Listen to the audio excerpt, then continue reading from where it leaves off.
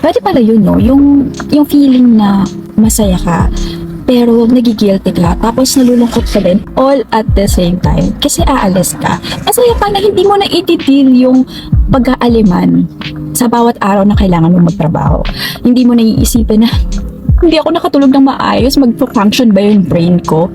O kaya, yung tipong kakausapin na naman nila ako tapos hindi ko naman maiintindihan lahat, tapos magpe-pretend lang tayo na naiintindihan natin, tapos maghahanap tayo ng mga feelers na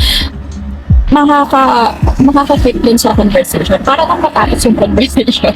Tapos para lang maramdaman nila yung sincerity na gusto mo silang kausapin. Yun lang talaga, may mga times na anong pwedeng sabihin na kaya lang ng vocabulary ko na may sense naman na kahit papaano.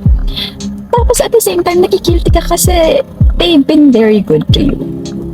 Nagigilty ka kasi parang they have given you extra favor when you're going home to the Philippines.